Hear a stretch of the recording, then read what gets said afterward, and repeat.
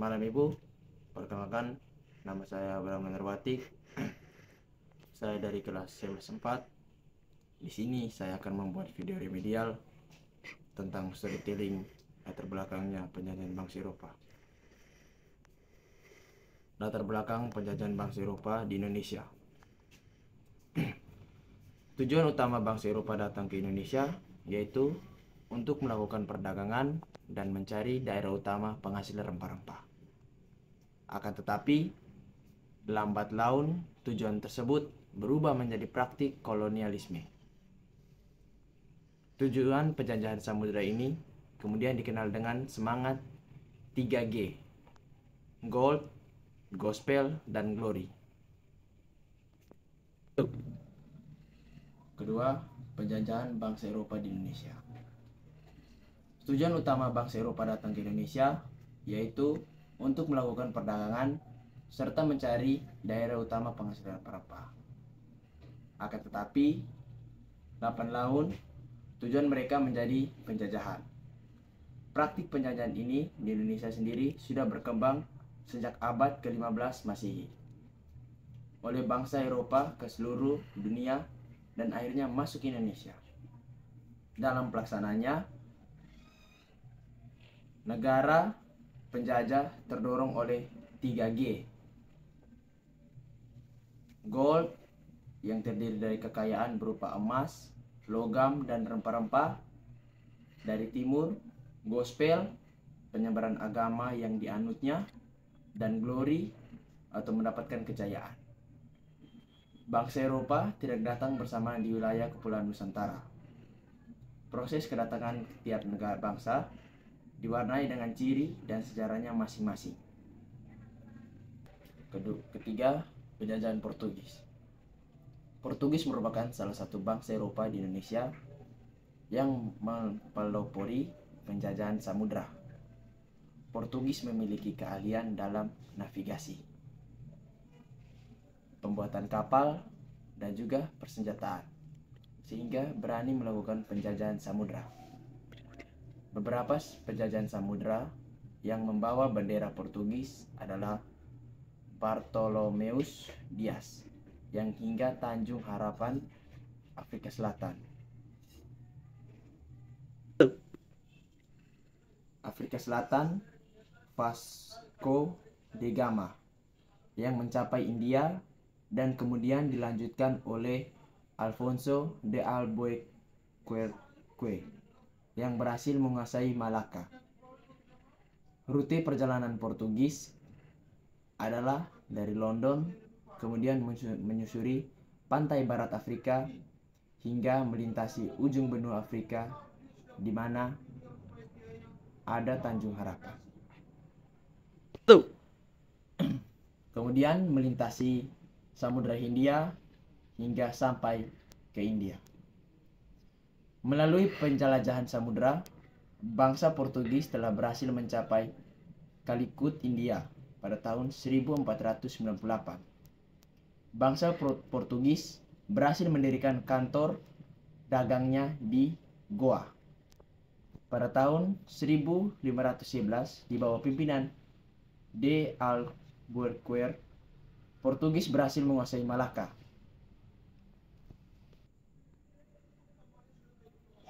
Berkuasanya Portugis di Malaka berpengaruh terhadap rute perdagangan yang diambil oleh bangsa Belanda.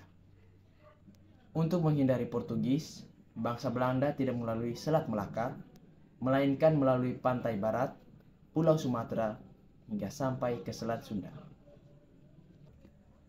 Penjajahan Spanyol. Bangsa Spanyol mendarat pertama kali di Tidore pada tahun 1521. Setelah melewati kepulauan Cagayan dan Mindanao di bawah pimpinan Sebastian de Elcano. Kehadiran Spanyol dianggap sebagai salah satu cara untuk membendung pengaruh Portugis di Maluku. Oleh karena itu, rakyat Maluku bersimpati dengan Spanyol. Orang-orang Spanyol kemudian melakukan perdagangan dengan orang-orang Maluku. Kedatangan dan perdagangan bangsa Spanyol di Maluku menimbulkan pertentangan oleh bangsa Portugis yang menganggap bahwa bangsa Spanyol melanggar hak monopoli Portugis. Selanjutnya, terjadi persaingan dagang antara Portugis dan Spanyol. Persaingan ini juga sejalan dengan dua kerajaan yang sedang berseteru di Maluku, yaitu kerajaan Ternate dan Tidore. Persaingan tersebut terjadi di bidang politik dalam rangka merebut hegemoni Maluku.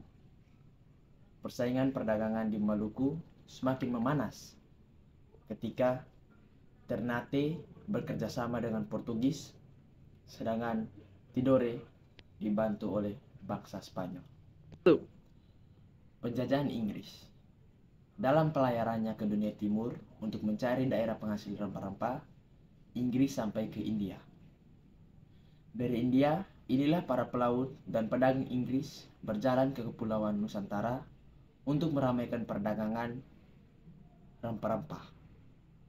Bahkan pada tahun 1811, Inggris pernah memegang kendali kekuasaan di tanah Hindia.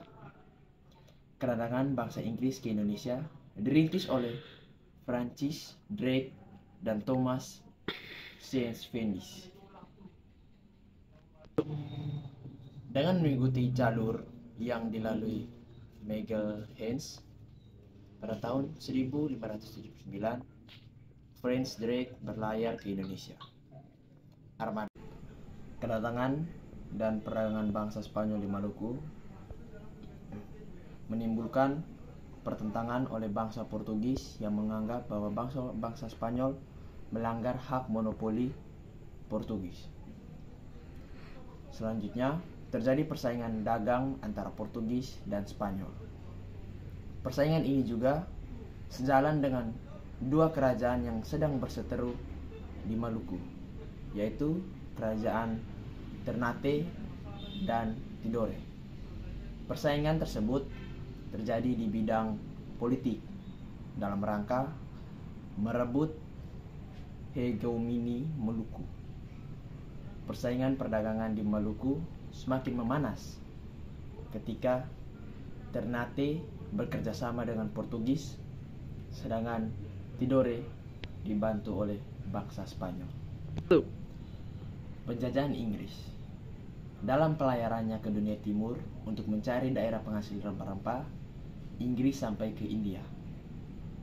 Dari India, inilah para pelaut dan pedagang Inggris berjalan ke Kepulauan Nusantara untuk meramaikan perdagangan rempah-rempah. Bahkan pada tahun 1811, Inggris pernah memegang kendali kekuasaan di tanah Hindia. Kedatangan bangsa Inggris ke Indonesia dirintis oleh Francis Drake dan Thomas Saint-Fendis. Dengan mengikuti jalur yang dilalui Magelhaens pada tahun 1579, Francis Drake berlayar ke Indonesia. Armadanya berhasil membawa rempah-rempah dari Ternate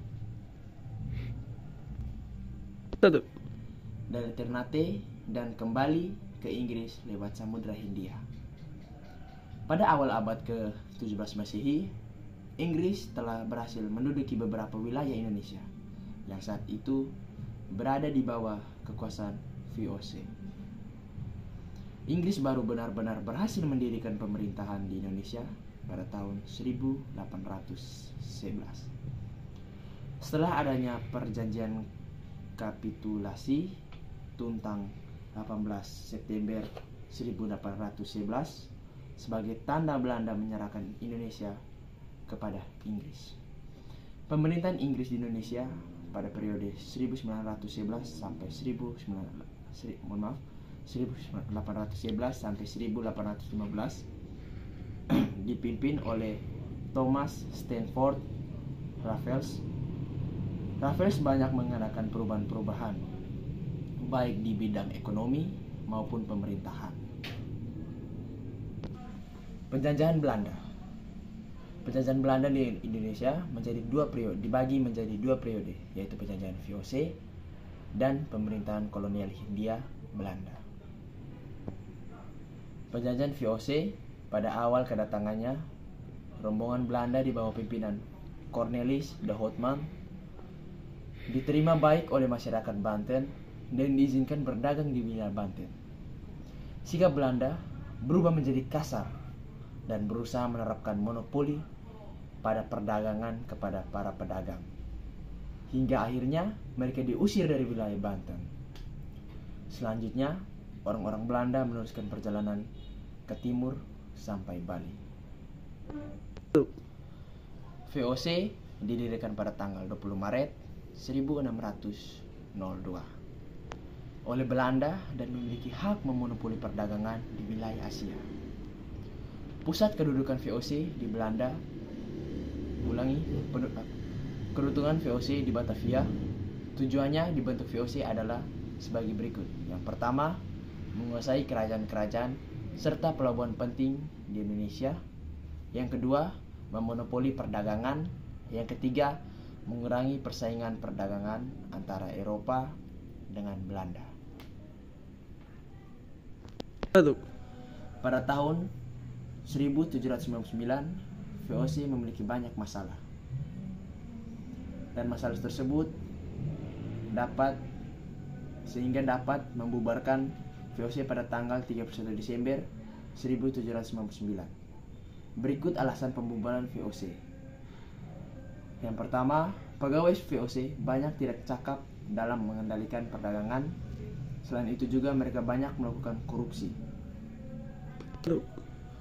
Kedua, hutang VOC yang semakin menumpuk dikarenakan peperangan dengan Inggris dan juga rakyat Indonesia sendiri. Yang ketiga, para penguasa semakin merosot moralnya sehingga sistem monopoli yang dilakukan.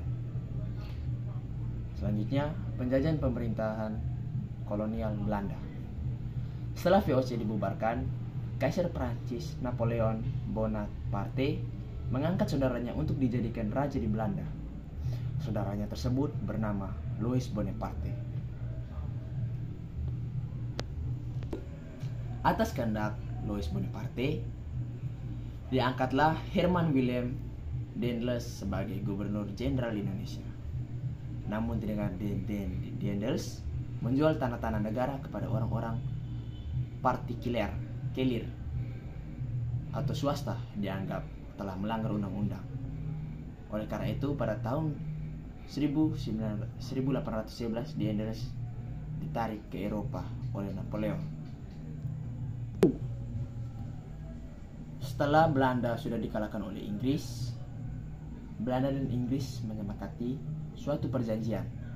Salah satu isi perjanjian ini adalah pemerintahan Inggris mengembalikan Indonesia kepada pemerintahan kolonial Hindia Belanda. Setelah Indonesia kembali diserahkan kepada pemerintahan kolonial Belanda, Indonesia memasuki pemerintahan Van der Bosch, di mana sistem tanam paksa pun dijalankan dan menimbulkan kemiskinan dan kelaparan rakyat Indonesia. Sekian storytelling dari saya. Terima kasih.